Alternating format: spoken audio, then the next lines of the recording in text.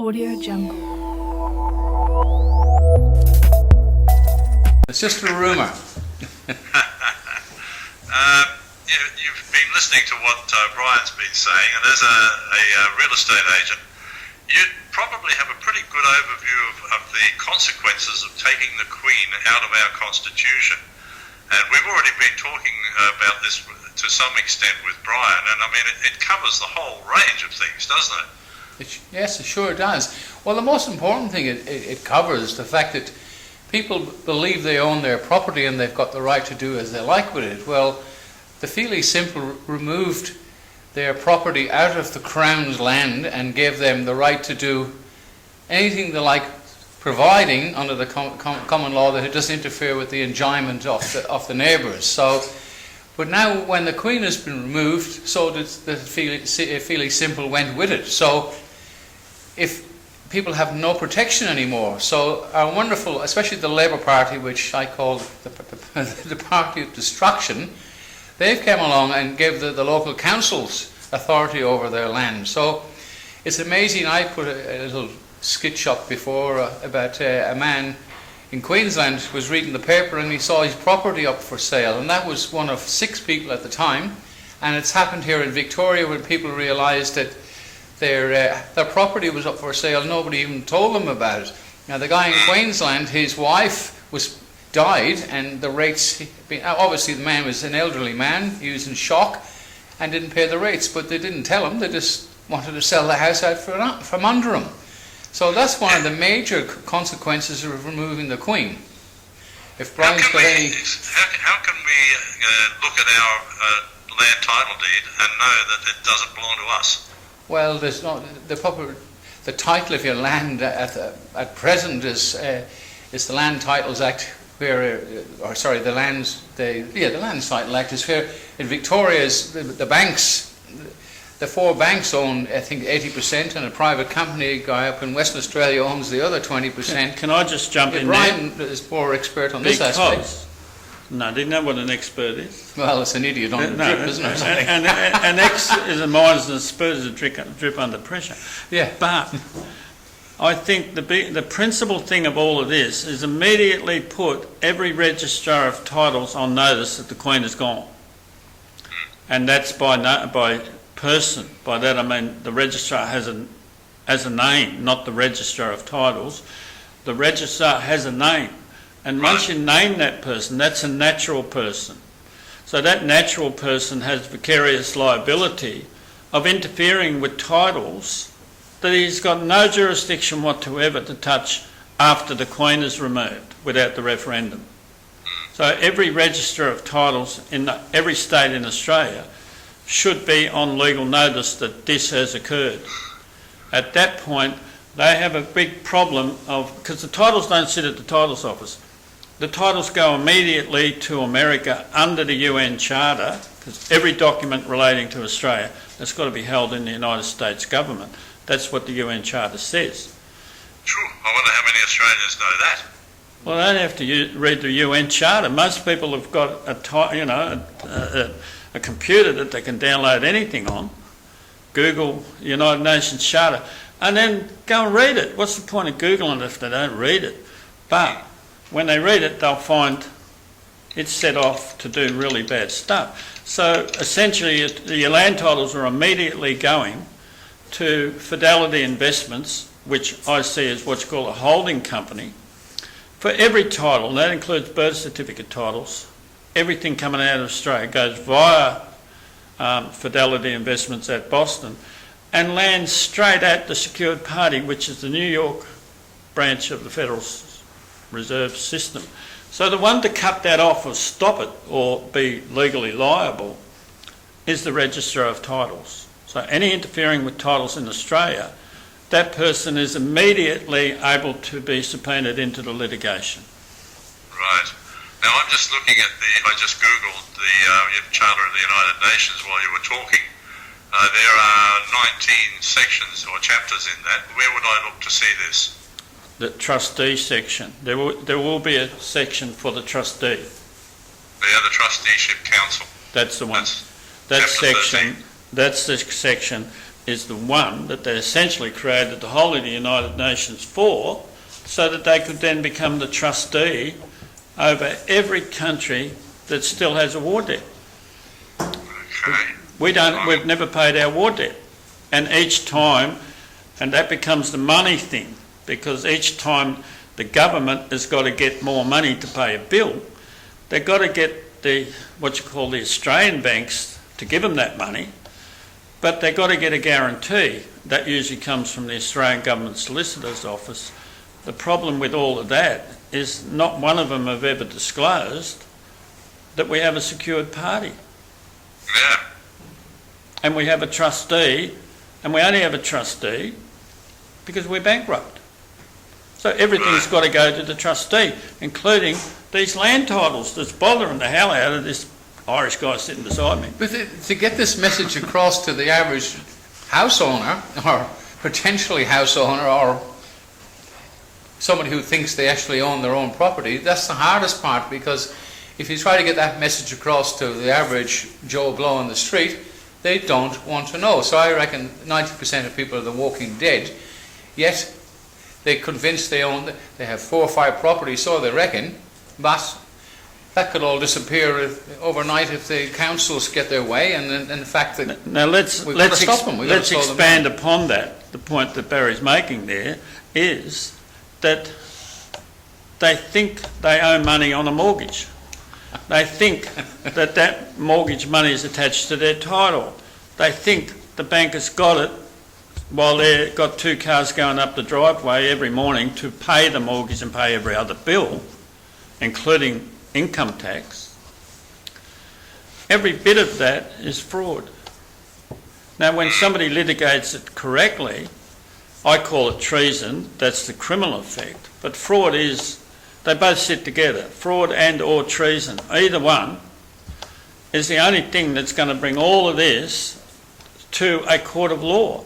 Anything that doesn't bring it to a court of law is not going to get very far, because any judgments have to be overturned by a court.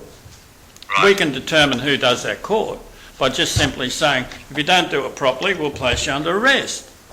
You can do that, and even when the coppers run in or whatever, they haven't got a valid grant of power. They might as well walk back out the door. Because the moment the Queen was removed without the referendum, the trustee stepped in. The problem is the trustee has got no jurisdiction to operate in Australia. It has no mandate from the Australian people. They don't even know it exists. No, we don't. And the average person doesn't give a hoot. But the problem is they're fathers and their mothers of children who are going to inherit the problem unless the parents stand up. Right.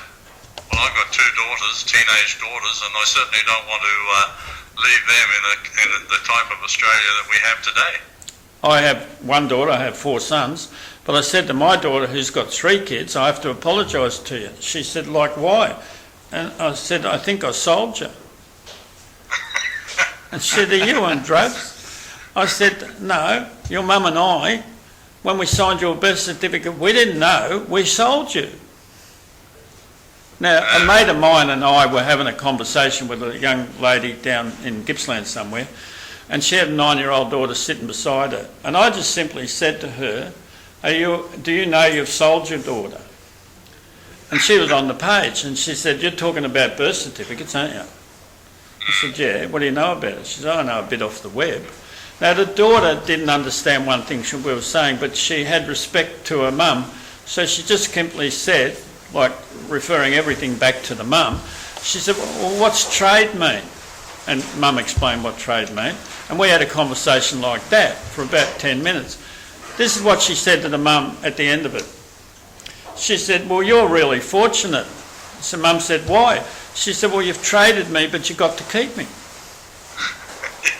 A 9-year-old got it in 10 minutes. And you watch the mums all pushing the kids around in the prams and all that through the supermarkets and the streets with no idea they've sold that kid. No. That's a relevant point. And again, in relation to their property, all these people who drive for 2 hours every morning into the city and 2 hours back at night and all that traffic to pay off their mortgage, which, as Brian declared, and it said it's all unlawful, they're doing it all for really for nothing, because they're never going to own their own property as things stand unless we get rid of the Act of 1986 and restore the Constitution.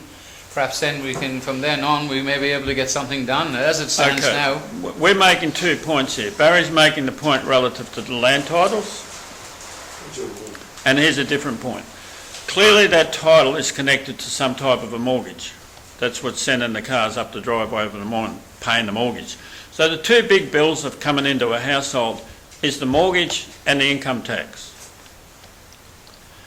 Can the ATO be legally functioning with the Queen removed without the referendum? Of course not. Then we can assume that mortgages are done with fractional reserve banking. Yes. That's fraud. So we're going to get the mortgages declared void, and the ATO can find himself copping subpoenas. About time too. A lot of people are very upset with them. Well, you just give the Aussie the biggest breath of fresh air they've ever had, and then you can attack the fuel prices, because I know off the coast of West Australia they can put fuel to West Australia, instead of going the other way, to 7 cents a litre. Yeah. So you've given them a relief on the petrol price, you've told the ATO, rack off or we're charging you, and you've told the banks you can't function with the Queen out, but in the meantime you have to get that Commonwealth Bank back. And the reason is, you're able to get it back because all the CEOs and every bank branch would have to be functioning in misprision of treason. So you just simply say, put something on the table within the next 14 days or we're charging your CEOs. Right. Now, my business partner, you've met him, has come up with a way to manufacture diesel. And he just can't get the financing or the support for it. And yet we could have all the diesel we want, basically free, and people can't get it because the government is blocking him. Now, I'm just looking at my CIR Now website here, and I've got a comment that I think you'll love this one, Brian. Have a listen to this. It's from Jonathan Lee, and he says, and we're talking about the Australia Act, what a lot of hooey. The Australian High Court has stated that the Australia Acts were validly enacted. The UK version was enacted because Australia was still a British Dominion. The UK Parliament, if you understand British law, passed its version which overrode any previous British Act to the extent of any inconsistency. So the UK version overrode its earlier act, the Australian Constitution Act 1901. I think this bloke needs to have a listen to this show, don't you? No, what he needs to do is get hold of whenever Kirby has spoken about the Australia Act. When he was a High Court judge, he gave the best decision, and the High Court, the Australia Act's never been challenged in the High Court. Are you aware of that? No, I didn't know that. I thought somebody would have done it by now. No one's done it. In fact, Kirby was saying, I'd wish you would bring the Australia Act up here because I'm ready to deck it. Because he said if that didn't get a referendum from the Australian people, it's already out the door as far as I'm concerned. Yeah. And get hold of Kirby's comments on the Australia Act. Even though I've criminally charged Kirby, I've criminally charged people to bring it to their attention. I'm quite happy never to see them go to jail. Yeah. But the problem is you have to put it on the table and call them criminals before they're paying attention. Now, is he still in the High Court? No. No, I didn't think so. But the current I've charged the former 7, plus the other one is there by de facto. That's Robert French, who went on to be the Chief Justice. But the problem is he got that in 2008, 4 years after the Queen had been decked. And he came from West Australia, as a federal court judge in West Australia. He came from the state that decked the Queen. Yeah. And we let him sit there. So, I think, Brian, it's time that we start doing something about all of this, don't you? well past it. That's where I'm at, and that's why you're talking to me.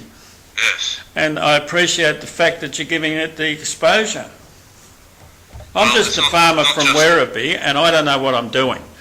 But I dispute that. I'm having a shot. I'm having a shot because I got kids, and particularly one of them now sits under NDIS, National Disability Insurance Scheme. Do you know who's running that? I think that's Julia Gillard. Gillard, yeah, that's right. The one I've got criminally charged since the 29th of January 2007, and she's sitting on a $22 billion fund.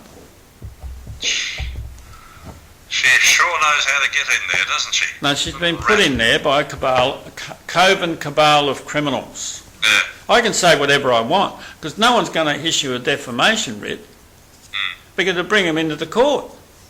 Well, let's see if we can't get them in the court. Oh, we'll get them into court, no problem at all. But you don't take on the big entities. You only take on the CEOs.